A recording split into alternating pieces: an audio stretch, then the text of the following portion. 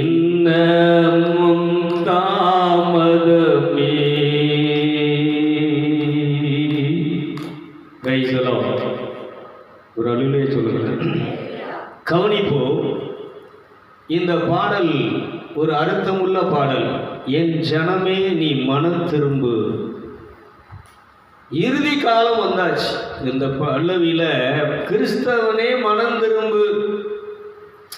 அப்போ ஒரு விஷயத்தை நீங்க புரியணும். மனம் திரும்புதல்னா என்ன? கோயிலுக்கு வர்றது, எல்லாரும் கோயிலுக்கு வரலாம், எல்லாரும் ஜாமியம் போடலாம், எல்லாரும் ஜெபம் பண்ணலாம், எல்லாரும் பாட்டு பாடலாம். ஆனா மனம் திரும்பியிருக்கியா? மனம் திரும்பி நீ என்ன செஞ்சிருக்கிறியா? இயேசுவை ஏற்றுக்கொண்டிருக்கியா? விசுவாசிக்கிறியா? அவரை தொழுது கொள்றியா? ஆராதிக்கிறியா? அப்படிங்கிறது தான் இன்னைக்கு கொஸ்டின், இன்னைக்கு செய்தி. இயேசு சொல்றாரு, நீ மனம் திரும்பாவிட்டால் அழிஞ்சு போவாய், அழிய போறீங்க. சுலோகம் கோபுரம் விழுந்து 18 பேரை கொன்று விட்டது என்று சொல்லி நீங்கள் அதை பெருசா வந்து பேசுகிறீர்களே. இந்த 18 பேர் கோபுரம் இடிஞ்சு விழுந்து செத்தது பெருசு இல்லை. மனம் திரும்பாவிட்டால் நீங்களும் அப்படியே சாவீர்கள். கைதை கேட்டு செய்வோம். ஒரு விஷயத்தை நீங்க நல்லா புரியணும். இயேசு இங்க ஒரு முக்கியமான விஷயத்தை என்ன செய்றாருன்னா பேசுறாரு. சீடர்கள் வந்து என்ன செய்றாங்க, இந்த மாதிரி உலகத்துல இப்படி நடக்கிறதே அப்படின்னு சொல்லும்போது, அப்ப இயேசு அழகாய் சொல்லுகிறார், மனம் திரும்பாட்ட நீங்களும் அப்படித்தாண்டா அழிஞ்சு போக போறீங்க. அப்போ அந்த மனம் திரும்புதல்னா என்னன்னு சொன்னா, இப்போ நம்ம அழிஞ்சு போகிற ஒரு வாழ்க்கையில, அழிஞ்சு போகிற ஒரு பாதையில, அழிஞ்சு போகிற ஒரு உலகத்துல, அழிஞ்சு போகிற உலக செல்வங்கள்ல இன்னைக்கு வாழ்ந்து கொண்டு இருக்கிறோம். அப்ப இயேசு என்ன சொல்றாருன்னா, அழியாத ஒரு வாழ்க்கை இருக்கிறது. அப்படி நீ அந்த வாழ்க்கைக்கு போகணும்னு சொன்னா நீ இன்னைக்கு மனம் திரும்பணும். இன்னைக்கு நீ வாழ்ந்து கொண்டு இருக்கிற வாழ்க்கைய நீ விட்டுட்டு நான் காட்டுகிற ஒரு வாழ்க்கை இருக்கிறது, அதுதான் விண்ணுலக வாழ்க்கை. உனக்காக பரலோகத்திலே ஒரு உறைவிடம் கட்டுகின்றார். இன்னும் உன்னை தேடி வரப்போகிறார். எதுக்கு? அந்த இடத்துல உன்னை கூட்டிக் கொண்டு உட்கார வைக்கிறது. உனக்காக பரலோகத்தில் ஒரு உறைவிடம் கட்டுகின்றார், உன்னை தேடி வருகிறார். இன்னைக்கு நீ ஆயத்தமாக இருக்கிறியா? மனம் திரும்பி இருக்கிறியா? அதனால என் மகனே நீ மனம் திரும்பு, என் ஜனமே நீ மனம் திரும்பு, கிறிஸ்தவனே நீ மனம் திரும்பு. நாங்கள் கோயிலுக்கு வர்றோம்ல, மனம் திரும்பி இருக்கியா? நாங்கள் செவக்கூடத்து போகிறோம்ல, மனம் திரும்பி இருக்கியா? நாங்கள் அந்நிய பாஷை பேசுகிறோம்ல, மனம் திரும்பி இருக்கியா? நான் தீர்க்க தரிசனம்லாம் சொல்கிறோம்ல, மனம் திரும்பி இருக்கியா? நான் ஊழியமெல்லாம் பண்ணுறேன்ல, மனம் திரும்பி இருக்கியா? மனம் திரும்புதல் என்பது என்ன அப்படிங்கிறது இன்னைக்கு யாருக்குமே என்ன மேக்சிமம் தெரியல. மனம் திரும்புதலை பற்றி இயேசு என்ன செய்றாருன்னா, லூக்கா நற்செய்தி 15வது அதிகாரம் 7வது வசனத்தை அங்கே சொல்றாரு.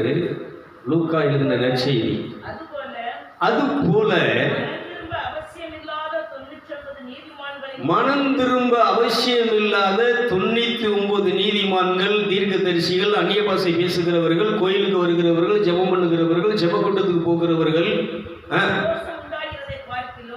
இந்த 99 நீதிமான்கள் நிமித்தம் சந்தோஷம் உண்டாகிறதை பார்க்கிலும், நல்லா கவனிச்சுக்கோங்க, மனம் திரும்புகின்ற இந்த 99 நீதிமான்கள், நல்லவர்கள், தான தர்மம் பண்ணுகிறவர்கள், ஊழியம் பண்ணுகிறவர்கள், அந்நிய பாஷை பேசுகிறவர்கள், தீர்க்க தரிசனம் உரைக்கிறவர்கள், ஜெபம் பண்ணுகிறவர்கள், ஜெப கூட்டத்துக்கு போகிறவர்கள், ஆராதனை நடத்துகிறவர்கள், சுவிசேஷ ஊழியம் செய்கிறவர்கள், என்ன மாதிரி பிரசங்கம் போதகம் பண்ணுகிறவர்கள், இவர்களை காட்டிலும் ஒரு பாவி மனம் திரும்புதலின் நிமித்தம் பரலோகத்திலே மிகுந்த சந்தோஷம் உண்டாயிட்டு. கை தட்டி நல்ல கரங்களை தட்டி நல்ல கை. அது மறுபடியும் வாசி கொஞ்சம் காத்துல உரைக்கிற மாதிரி. அதுபோல மனம் திரும்ப அவசியமில்லாத 99 நீதிமான்களை குறித்து சந்தோஷம் உண்டாகிறதை பார்க்கிலும் மனம் திரும்புகின்ற ஒரே பாவி நிமித்தம்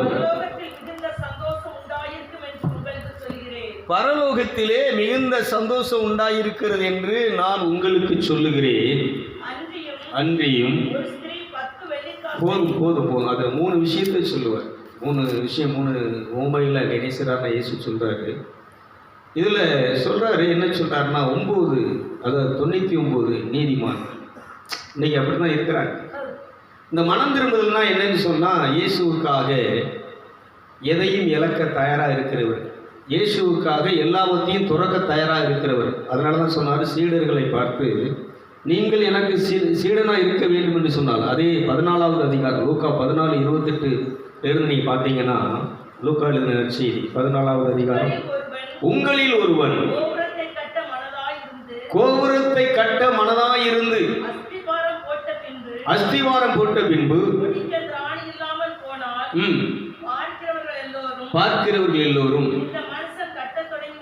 அதுக்கு மேல உள்ள வசனம், எனக்கு சீடனா இருக்கிறவன் எல்லாத்தையும் விட்டு விட்டு தம்மை பின்பற்ற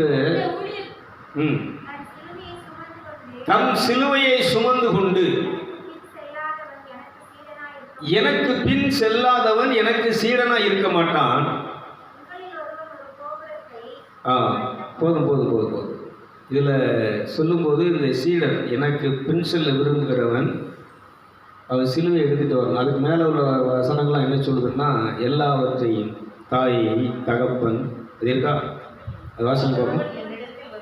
ஒருவன் என்னிடத்தில் வந்து தன் தகப்பனையும் தாயையும் மனைவியையும் பிள்ளைகளையும் சகோதரரையும் சகோதரிகளையும் தன் ஜீவனையும் வெறுக்காவிட்டால், இதான் மனம் திரும்புதல். மனம் திரும்புதல்னா என்னன்னு நல்லா தெரிஞ்சுக்கோங்க. இப்போ நம்ம மனசு பூரா யார் மேலே இருக்குன்னு சொன்னால், தகப்பன், தாய், தங்கை, தாரம், அப்புறம் என்னது, உறவுகள், சொத்து, வீடு, நோய், நோக்காடு, கஷ்டம், பகை, வெறுப்பு, வைராக்கியம், கோபம், சண்டை, சச்சரவு, கொலை, வெறி, மதம், மதவெறி, ஜாதி, ஜாதி வெறி, இதில் தான் இன்றைக்கி என்ன செஞ்சுட்டு இருக்குன்னு சொன்னால், இந்த மனசு இதிலே சுற்றிக்கிட்டு வரும். இது பூரா நம்மளை என்ன செய்யுதுன்னு சொன்னால், நாசப்படுத்தி விடுகிறது, நம்ம நிம்மதியை கெடுத்து விடுகிறது, நம்முடைய பரிசுத்தத்தை கெடுத்து விடுகிறது. இன்னொன்று, இந்த மனசு என்ன செய்யும்னா, இந்த இம்மைக்குரிய காரியங்களே தேடிட்டு இருக்கும். அதுக்கு எங்கே கவர்ச்சி இருக்குது, எங்கே அழகு இருக்குது, எங்கே சுகம் இருக்குது, எங்கே சொந்தம் இருக்குது, எங்கே பந்தம் இருக்குது, எங்கே என்ன இருக்குது, தனக்கு பிடிச்சமான எல்லாத்துலேயும் இந்த மனசு என்ன செய்யணும், ஓடிட்டு இருக்கு. உண்மையா இல்லையா? இந்த மனசை தான் சொல்கிறாரு, இப்போ இதெல்லாம் தூக்கி தூரம் போட்டு இதெல்லாம் வேண்டான்னு விட்டுட்டு இவ்வளோ காலம் வாழ்ந்துட்டேன். இது வரைக்கும் 40 வயசு வரைக்கும், 30 வயசு வரைக்கும், 25 வயசு வரைக்கும், 70 வயசு சாகிறது வரைக்கும் நெஞ்சிட்டு இதிலே வாழ்ந்துட்டுருக்கேன், இவங்களோடய வாழ்ந்துட்டு. இந்த மனசு இவங்களோடய தான் போராடிட்டே இருக்குது, இவங்களோட தான் சஞ்சலப்பட்டுகிட்டே இருக்குது. நோய் பிறந்ததிலிருந்து ஒரே நோய், ஆஸ்மா, தும்மல், சளி, காய்ச்சல், தலைவலி, பல்லுவலி. கோயில்பட்டியில் அங்கே கடப்பட்டான மேகம் அடிச்சுதுன்னா உருட்டுதுன்னா இங்கே ஜலதோஷம் பிடிச்சிக்கணும், இங்கே தும்மல் வரும். அப்படியேப்பட்ட மனசு. எங்கேயோ ஒன்று நடந்துச்சு சொன்னால் இங்கே ஷாக் அடிக்கும், இங்கே நரம்பு தளர்ச்சி வந்து அப்படியே என்ன லோ ப்ரெஷர் ஆகி அங்கே ஒரு மயக்கி கிடப்பான். ஒரு சின்ன ஒரு மெசேஜ் வந்த உடனே ஒரு இழப்பு அப்படின்னு சொன்னால் தாங்க முடியாது. இதான் அந்த மனசு. இந்த மனசை தான் ஆண்டவர் என்ன செய்கிறாருன்னா, திருப்புடா, என் பக்கம் திருப்பு, என் பக்கம் திருப்பு, உன்னை ரட்சிக்கிறதுக்கு, உன்னை இந்த இடத்துலேருந்து மீட்கிறதுக்கு நான் பெரும் விலை கொடுத்திருக்கிறேன், ரத்தம் சிந்திருக்கிறேன். கைதிகளை தான் சுவிசேஷம். நல்லா கவனிக்க. இப்போ மனசு யார் பக்கம் வரணும்னு சொன்னா, உனக்காக சிலுவையிலே ரத்தம் சிந்திய, இந்த உலகத்துக்கு மனுஷனாக பிறந்த, உனக்காக தன் உயிரை கொடுத்த, உனக்காக தன்னுடைய எல்லாவற்றையும் துறந்த அந்த இயேசுவுக்காக நீ எல்லாவற்றையும் துறக்க வேண்டும். விளங்குது ஒரு வழியிலே சொல்கிறேன். இங்கே தான் நமக்கு ஷாக் அடிக்கி.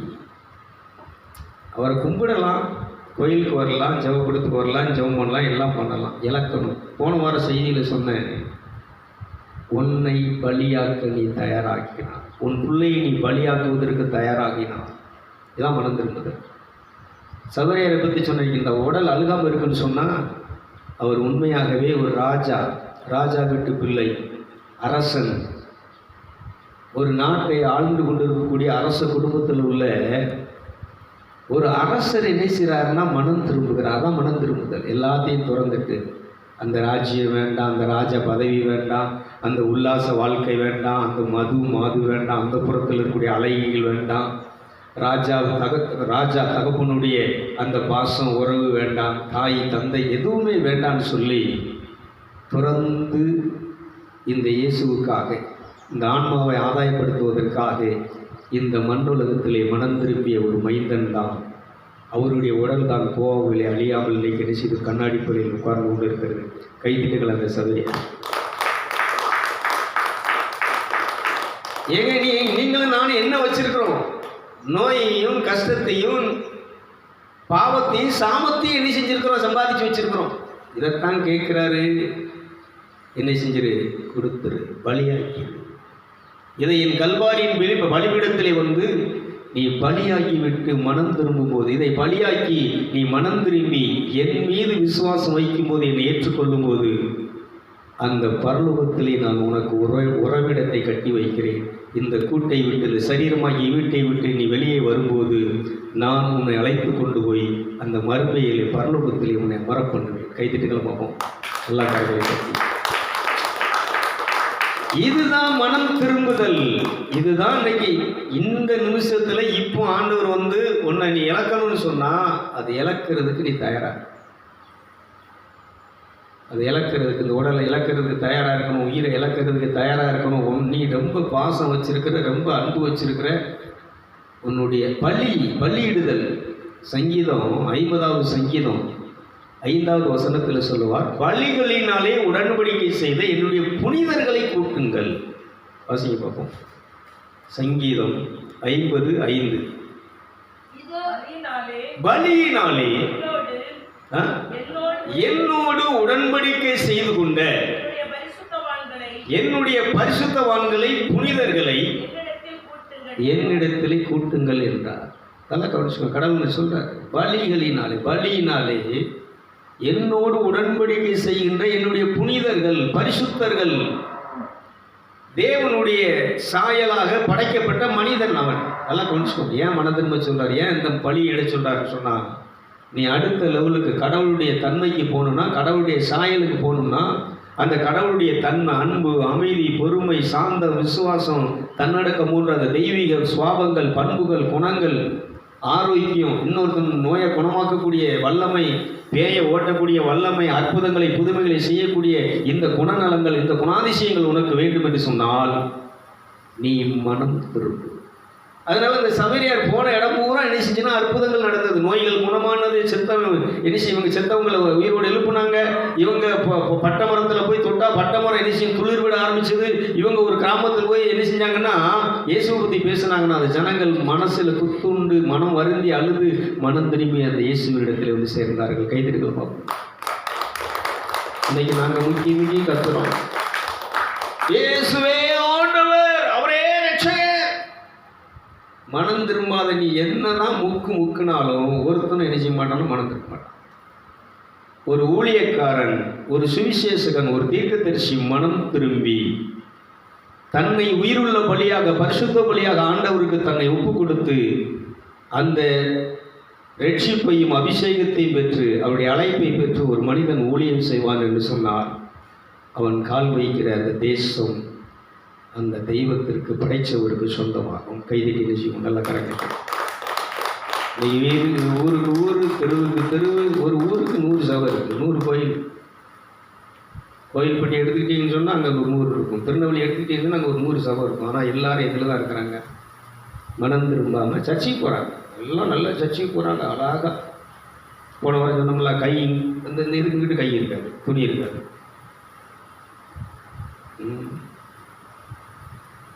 அவங்கெல்லாம் பெரிய தீர்க்கதரிசி குடும்பம். உண்மையிலே அவர் தினகரன் தீர்க்கதரிசனம் நல்ல ஒரு ஊழியக்காரர். நிறைய மக்களை மனம் திரும்புவதற்காக கண்ணீரோடு நிற்கக்கூடிய ஒரு தெய்வ சன்னிதியில் இருக்கக்கூடிய தெய்வ மனிதன். ஆனால் அந்த ஊழியக்காரனுக்கு பிறந்திருக்கு பாருங்க பிசாசுகள்.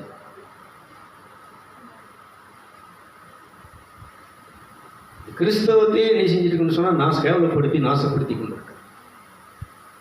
இதை பார்த்து இன்னைக்கு நிறைய ஊழியக்காரன் பிள்ளைகள் நினைச்சிட்டாங்க, மாறிட்டாங்க.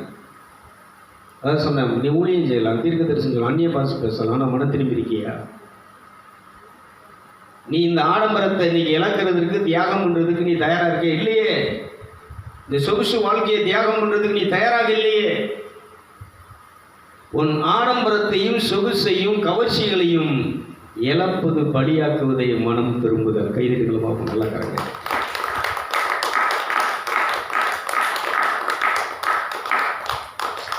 இந்த மனம் திரும்புதல் நடக்கும்போது அது சொல்றாரு, பரலோகத்தில் மிகுந்த சந்தோஷம் உண்டாயிட்டு. தேவ தூதர்கள் மத்தியில் மிகுந்த ஆரவாரமும் ஆர்ப்பரிப்பும் மகிழ்ச்சியும் கொக்கரிப்பும் என்ன செய்கிறதுனா உண்டாகுது. அப்போ எவ்வளோ பெரிய ஒரு விஷயம் மனம் திரும்புதல் இருக்கும் பார்த்தீங்களா? இந்த மனம் திரும்பும் போது என்ன ஆகுறான்னு சொன்னால், ஒரு மனுஷன் மறுரூபம் அடைகிறான். மனம் திரும்பும் போது அவன் என்ன செய்கிறான்? அந்த ஆதி மனிதன் ஆதாம் படைக்கும் போது எப்படி தேவனை போல தேவனுடைய பாவனையில், தோற்றத்தில், சுவாபத்தில், தன்மையில் அவன் என்ன பேரிடுதானோ அதான் பேர், அவன் என்ன நினைக்கிறானோ அதான் நடக்கும்.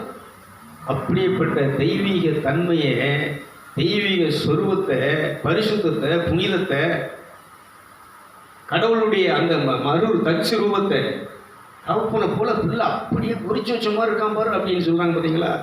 கடவுளை போல நீங்கள் அப்படியே இருப்பீர்கள். கைதிகளை பார்ப்போம். தான் மனந்திரும்புடைய அர்த்தம். நானும் மனம் திரும்பாமல் கொஞ்ச காலம் ஊழியம்லாம் செஞ்சேன், அந்நிய பாஷையெல்லாம் பேசினேன், ஊராக சுவிசேஷம்லாம் அறிவிச்சேன். ஒன்றும் நடக்கலை.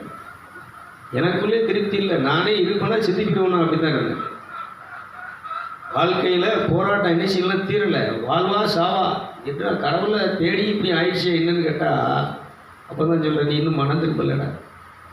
சிவமெல்லாம் நல்ல ராத்திரி பூரா நினைச்சிட உட்காந்து பண்ணுத, முட்டு போட்டு பண்ணுத, காட்டில் போய் சிவம் பண்ணுத, கோயிலுக்கெல்லாம் போகிற, ஆராதனைக்கெல்லாம் போகிற, ஆனால் என்ன செய்யலை? மனம் திரும்பலையே. இப்போ மனம் திரும்புதல்னா என்ன? இத்தனை திரளான சாட்சிகள் மேகம் போல திரண்டு நிற்கிறேன். இன்றைக்கு உள்ள ஊழியக்காரங்களையும் ஊழியக்காரிகளையும் நீங்கள் பார்த்து நினைச்சு மனம் திரும்ப முடியாது.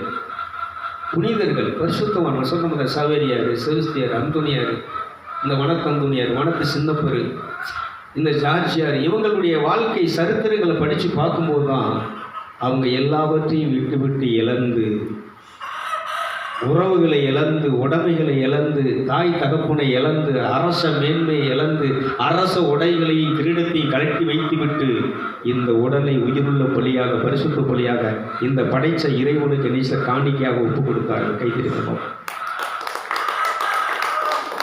நீங்க 10 ரூபாயை கொண்டாந்து, ஒரு 50 ரூபாயை கொண்டாந்து, ஒரு 100 ரூபாயை கொண்டாந்து காணிக்க போட்டுட்டு, காணிக்க போட்டுட்டேன். அவர் கேட்குற காணிக்கை உனக்குள்ளே விலை மதிக்க முடியாத ஒரு பொக்கிஷம் இருக்கிறது. அதுதான் வாசம் பண்ணுகிற இருதயம். கைதிகளமாக அவர் கேட்கிற காணிக்கை எது என்று சொன்னால், உன் இருதயமாகிய நொறுங்குண்டதும் நறுங்குண்டதுமான பலியே. இந்த பலியை, இந்த காணிக்கை கொடுக்கறதுக்கு துப்பு இல்லை. இதை பலியாக்குறது துப்பு இல்லை. நான் யாரு? கிறிஸ்தவன். சொல்லாத, வெக்க கேடு. ஆனால் மனம் திரும்பியவன் இந்த உயிரை தியாகம் பண்ணுவதற்கு தயாராக இருக்கிறான்.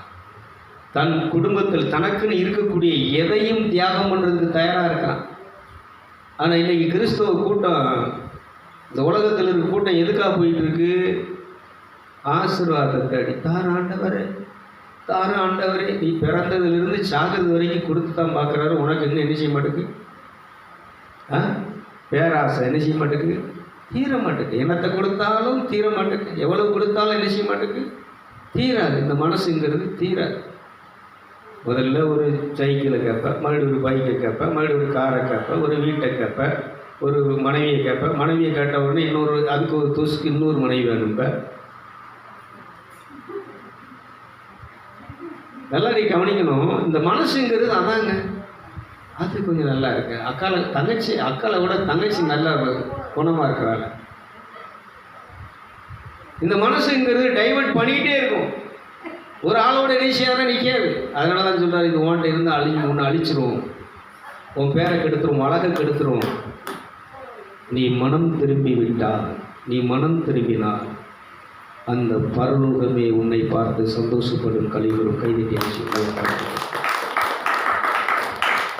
ஏன்னா அந்த மனசுடைய தன்மை.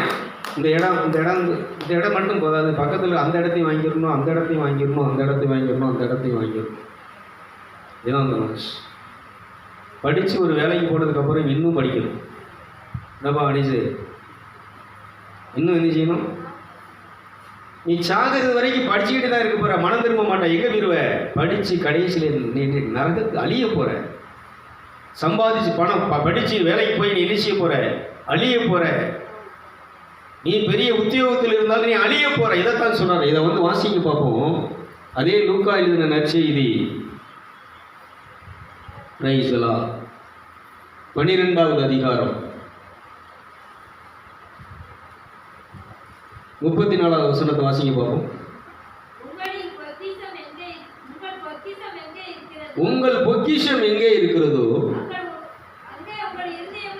அங்கே உங்கள் இருதயமும் இருக்கும்.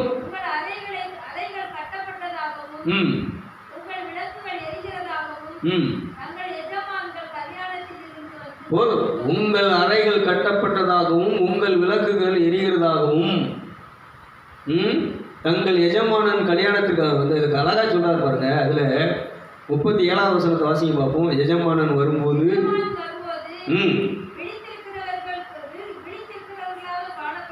விழித்திருக்கிறவர்களாக காணப்படுகிற ஊழியக்காரரே பாக்கியவான்கள். Praise the Lord.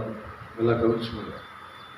மனம் திரும்பி எல்லாத்தையும் இழந்து அந்த பரலோகத்தை நோக்கி, வருகையை நோக்கி, பரலோகத்தினுடைய அந்த அருளை நோக்கி, வரங்களை நோக்கி, கனிகளை நோக்கி, பரிசுத்த ஆவியானவருடைய வருகையை நோக்கி, பரிசுத்த ஆவியானவருடைய நிறைவை நோக்கி ஒரு மனுஷன் இன்னைக்கு என்ன செய்யணும்னா வாழணும்.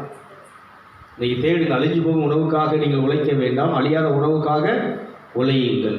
அதனால் ஒரு சாப்பாட்டுக்காக நம்ம தேவைக்காக வெளிச்சிங்க வேலை செய்யுங்க, விவசாயம் பண்ணுங்கள், மாடு வச்சுக்கோங்க, படிங்க, ஒரு வேலைக்கு போங்க.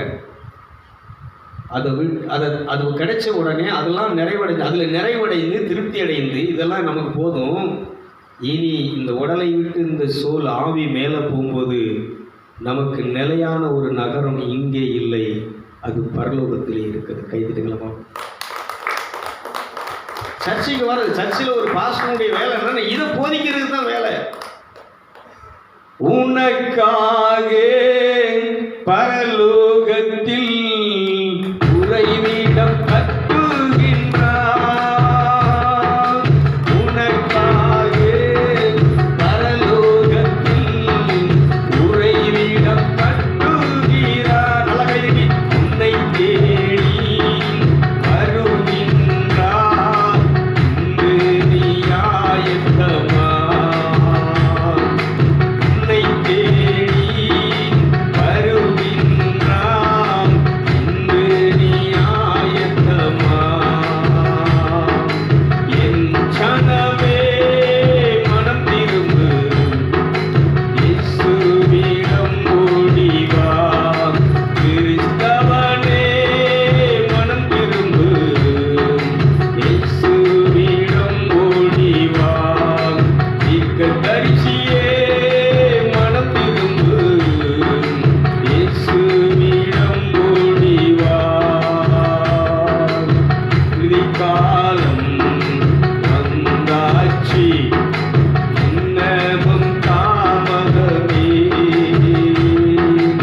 இறுதிக்காலம் வந்தாச்சு, இன்னமும் தாமதமே. Praise the Lord. ஒரு வழியில சொல்லுங்களேன்.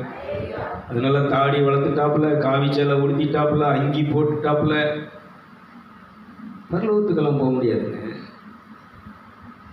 ஊழியம் என்பது என்னன்னா சொல்லி செய்கிறது ஊழியம் அல்ல, சொல்லாமலே தாமாகவே மனமுகந்து செய்யக்கூடிய ஒரு வேலைக்கு பேரு ஊழியம். கைதிட்டுகளை பார்ப்போம்.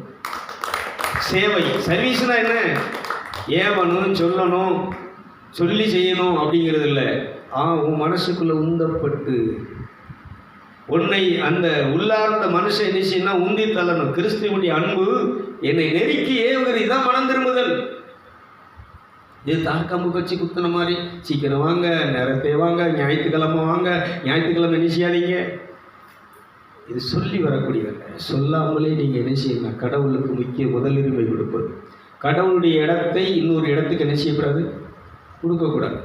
முந்தா நாள் ஒரு சிலத்தர் நினைச்சா குடும்பத்தோடு காரில் வந்து பத்திரிக்கை கொடுத்தாங்க. 6ஆம் தேதி பேரனுக்கு ரிசர்வேஷன், பிரதர் எப்படியாவது வந்துடணும். அந்த அம்மா சொல்லிச்சு, அண்ணன் நீங்கள் எப்படியாவது வந்துடணும், ஞாயிற்றுக்கிழமை நீங்கள் கோயம்புத்தூர் வந்துடணும் அப்படின்ச்சு. சாரி, மன்னித்து கொள்ளுங்கள், ஞாயிற்றுக்கிழமை என்ன செய்ய மாட்டேன். இன்றைக்கி ஒரு 2 கோடி ரூபாய்க்கு கோயில் கட்டணும்னாலும் சரி, அந்த 2 கோடி ரூபாய் செலவையும் பொறுப்பெடுக்கக்கூடிய ஒரு ஆள். அவர்கிட்ட சொன்ன ஒரே ஒரு வார்த்தை, ஞாயிற்றுக்கிழமை என்ன செய்ய மாட்டேன், நீங்கள் எவ்வளவு என்ன பண்ணாலும் சரி வரமாட்டேன். அதுவும் ஒரு கல்யாணத்துக்கு வரணும், ஒரு ரிசப்ஷனுக்கு வரணும்னு சொன்னால் நான் என்ன செய்ய முடியாது, வர முடியாது. என்கிட்ட ரொம்ப க்ளோஸாக பழகிட்டு இருக்கிறவங்க இந்த சைடில் வந்தாங்கன்னா அங்கே வராமல் என்ன செய்ய மாட்டாங்க, பார்க்காம போக மாட்டாங்க. இப்போவும் கேட்பாங்க, என்ன வேணும் சாமி, ஏதாவது தேவை இருக்கா சார்? இல்லை சார், வரட்டுங்க. நான் ஏன் இதை சொல்கிறேன் அப்படின்னு சொன்னால், கடவுள் கூடிய இடத்தை பணத்திற்கோ ஒரு மனிதனுக்கோ என்ன செய்யக்கூடாது. அதுக்கு பேரே மனம் திரும்புதல். கைதிட்டுக்கலாம் பார்ப்போம். நல்லா கடவுள் மனம் திரும்புதல் கடவுளுடைய காரியமாக நீ என்ன செய்யலாம், இன்னொரு இடத்துல என்ன செய்யலாம், உட்காரலாம். நீ அந்த இடத்துல கடவுளை என்ன செய்யலாம். ஆனால் இந்த இடத்தை, இந்த நேரத்தை, ஏன்னா இந்த நேரத்தில் தான் கடவுள் உனக்கு ஒரு பெரிய ஆசீர்வாதத்தை கொண்டுட்டு வருவார். அதை ரிசீவ் பண்ண நீ இல்லைன்னா அதை திரும்ப கொண்டுட்டு போயிடுவார். ஒரு சம்பவத்தை நான் சொல்கிறேங்க, உண்மை நடந்தது. ஃபாதர் அமல்ராஜ் இங்கே இருக்கும்போது, அப்போ இங்கே ப்ரோக்ராம் வருவார், மீதி நேரம் பங்களாவில் தான் இருப்பார். மேலேருந்து 3 ஏஞ்சல்ஸ் தூதுவர் வர்றாங்க. நான் பார்க்குறேன், என் விஷனில் பார்க்குறேன். 3 பேர் எழுச்சிறாங்க. வந்து ஒரு டாக்குமெண்டேஷன் வச்சுருக்குறாங்க, ஒரு பார்சல் வச்சுருக்குறாங்க. இது அவர்கிட்ட கொடுத்துட்டு போகணுன்னு வர்றாங்க. அவர் என்ன இல்லை, இந்த இடத்துல இல்லை. அப்போ அவங்க வெயிட் பண்ணிட்டு சொல்கிறாங்க, அவர் இங்கே வரமாட்டாருப்பா, இந்த டாக்குமெண்டேஷனை, இந்த பார்சலை உன் கையில் ஒப்படைக்கிறேன், நீ இதை என்ன செஞ்சுக்கோ. நான் போய் அவர்கிட்ட சொல்கிறேன், ஃபாதர் இந்த மாதிரி வந்து ஒரு 3 பேர் வந்து இப்படி சொல்லிட்டு போகிறாங்க, நீங்கள் சரியாக என்ன செய்யறதில்லை. அவர் அதை கண்டுக்கவே இல்லை. அதுக்கப்புறம் பார்த்தீங்கன்னா அவரால் அங்கே வரவும் முடியல, இருக்கவும் முடியல. இன்றைக்கி ஆளே இல்லை, போயிட்டு.